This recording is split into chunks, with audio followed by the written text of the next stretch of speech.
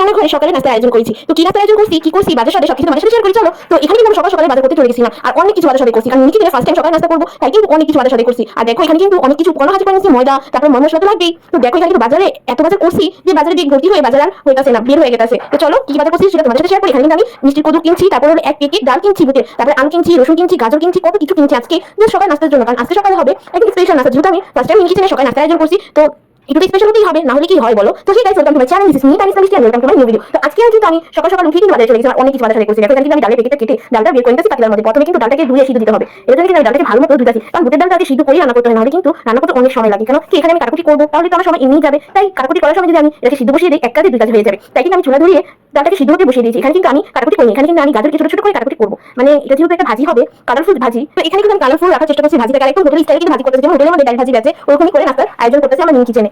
আজকে মিনি কিচেনে মানে রান্না বান্না করতে, মানে যখন রান্না বান্না করবো অত বেশি কাটাকুটি করতে হইতাছে, কাটাকুটি শেষই হইতাছে না মনে হইতাছে। দেখো এখানে আমি আলু সুন্দর করে কেটে নিচ্ছি, এখন রসুনটাকে ছিঁড়ে নিতেছি, আর এখানে ডালটাও হইতাছে, কিন্তু আগুন তারা নাচানাচি করতেছে, কারণ বাইরে যেহেতু বৃষ্টি, এখন বাতাস হইতাছে, বৃষ্টি সিজন চলতেছে, বাতাস তো বাইরে প্রচুর, যখন বৃষ্টি আসতেছে ঢাকার মধ্যে তার থেকে একটু বেশি বাতাসই আসতেছে, তো আমার চুলার আগুনটা একটু নাচানাচি করতেছে। এখন আমি মিষ্টি কদুটাকে সুন্দর মতো ছিলে তারপরে ছোট ছোট পিস করে কেটে নেবো, একদম ভাজির মতো করে কাটবো, যেই যেমন করে মানে গাজর আলু কাটছি ওরকম করেই কাটতেছি। এখন কিন্তু সব সবজি কাটা হয়ে গেছে, এখন সব সবজি কিন্তু ধুয়ে নেবো। দেখো এখানে মিষ্টি কদুটাকে ভালো করে ধুয়ে নিতেছি, তারপরে এখানে আমি সব সবজি একসাথে ধুবো, ধুয়ে তারপর আলাদা করে নেবো। একসাথে ধুলে কি টাইমটা নষ্ট হবে না, আর তাড়াতাড়ি হবে, মানে টাইম বাঁচানো হবে। তো এখানে কিন্তু আমি রসুনটাকে কাটাকুটি করিনি, জাস্ট রসুনটাকে ধুয়ে নেবো, তাই রসুনটা ছিঁড়ছি। এখন সুন্দর মতো কুচি কুচি কুচি কুচি করে কেটে নিতেছি। দেখো রসুনটা কিন্তু অনেক বেশি মিহি করে কাটতেছি। আর তোমরা জানো মিনি কিচেনে কাজ করতে আমার এত বেশি ভালো লাগে, যেটা আমি বলে মনে হয় তোমাদের প্রকাশ করতে পারবো না। আমার জানি বেশি ভালো আমার এই ছোট মাটি রান্নাঘরটা রান্না করতে, আমি অনেক শখ করে আমার ছোট মাটি রান্নাঘরটা তৈরি করছি। তোমাদের কাছে কেমন লাগছে আমার ছোট মাটি রান্নাঘরটা, তোমরা অবশ্যই আমাকে কমেন্ট বক্সে জানাবা। তোমরা জানো আমি আমার ছোট মাটি রান্নাঘরটা সবকিছু আমি নিজের হাতে তৈরি করছি, মাটি রান্নাঘরটা আমি নিজের হাতে বানাইছি। তবে এই চুলাটা মানে দুই চুলা যেটা একসাথে হয় সেটা আমি নিজের হাতেই বানাইছি, মানে সবকিছুর মধ্যে মানে আমার হাতে ছোঁয়া আছে, আমার নিজের একটা অনুভূতি আছে, মিনি কিচেনের প্রতি একটা ভালোবাসা আছে, মিনি কিচেনের প্রতি একটা ভালো লাগা কাজ আছে, মানে কি বলবো, মানে বলে প্রকাশ করতে পারবো না। তো এখানে ডালটা সিদ্ধেছি, আমি কিন্তু ভাজিটা বসাই দেবো, কারণ ভাজি হতে কিন্তু অনেক সময় লাগবে, তো এই ভাজিটাকে বসাই দেবো। তো ভাজিটা কোনো বাগাটাটা দেবো না, একদম জাস্ট এভাবে মিশে চুকে বসাই দেবো। তো এখানে কিন্তু আমি সব সবজি দিয়ে দিচ্ছি, তারপর পেঁয়াজ কুচি দিচ্ছি, পেঁয়াজ কুচি বেশি অল্প একটু পেঁয়াজ কুচি দিচ্ছি, তারপর এখানে এক এক করে সব মশলা আমি বলি আমি কি দিচ্ছি। আমি এখানে হলুদ গুঁড়ো দিচ্ছি, তারপরে হলো গরম মশলা গুঁড়ো দিচ্ছি, তারপরে দিয়ে নাড়াচাড়া দিয়ে ঢেকে দিচ্ছি। কিন্তু এখানে একটা ভুল করে ফেলছিলাম, পরে আবার মনে হচ্ছে আবার করছি আমি না, তেল দিতে ভুলে গেছি। আমার এটা অভ্যাস, আমি জানি না কেন, আমি যখন রান্না করি কিছু না কিছু একটা দিতে ভুলে যাই, তারপর আবার ঢাকনা মানে ঢাকনা খুলে দেন আবার মানে ইয়া দিচ্ছি, তেল দিচ্ছি, লবণটা দিতে ভুলে যাই সবসময়। কিন্তু আজকে একটু অবাক করার বিষয় কি জানো, আমি না তেল দিয়ে ভুলে গেছি ফার্স্ট টাইম হয়েছে। তো এখানে তেল দিয়ে আবার ঢেকে দিচ্ছি, এখানে আমি একটু ময়দাটা গুলে নিতেছি। আমি ময়দার মধ্যে কিন্তু তেল দিয়ে গুলতেছি, যেহেতু পরোটা বানাবো, পরোটা ডোরা একটু তেল দিয়ে মানে ইয়ে করলে কি অনেক বেশি পরোটা খাতে খেতেও অনেক মজা লাগে, এর জন্য ইয়ে করছি। একটু মানে একটু ঢাকনা উদাম করে দেখতেছি ঠিক আছে কিনা, নাড়াচাড়া দিয়ে দেবো, কতটা মানে মানে ফুট মানে বড় কাছে পড়ে যাবে, এটা জন্য একটু বারবার ঢাকনা খুলে দেখতেছি ঠিক আছে কিনা। আর এখান থেকে ভাজিটা মানে মানে কি বলবো, আমার একটু বেশি এক্সাইটেড লাগতেছে যে আজকে সকালে নাস্তা বানাইতেছি, মানে কিছু মানে অনেক বেশি এক্সাইটেড বলে বুঝতে পারবেন। আমি কিছু আমি আলহামদুলিল্লাহ যেটা রান্না করি না কেন, ফার্স্ট টাইম হোক আর যেটাই হোক সবকিছু ভালো হয়।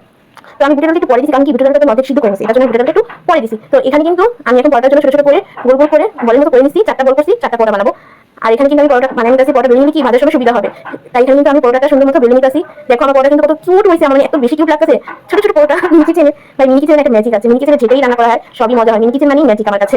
তো দেখো আমার পরোটাগুলো কি কিউট লাগতেছে, আমার কাছে নিজেই মনে হচ্ছে যে এগুলোকে নাকি আমি রেখে দিই, এত বেশি কিউট। এখানে দুটো পরোটা হয়ে গেছে, আমি ভাবি যে না ভেজে নিই, ভাজতে ভাজতে আলু দুটো করে নিতে পারবো। সেখানে কিন্তু আমি চুলায় পরোটা ভাজতে বসাই দিচ্ছি, একটু উল্টাই দিতেছি, কারণ পরোটা ভাজবো আর পরোটা বানাবো, এটার জন্য কিন্তু আমি সুন্দর মতো দুটো পরোটা বানিয়ে নিছি, যাতে ভাজাভাজিও করতে পারি আবার পরোটা বানাতে পারি, সময় নষ্ট না হয়, কারণ সকালে মানে তাড়াহুড়ো থাকে, সবারই থাকে।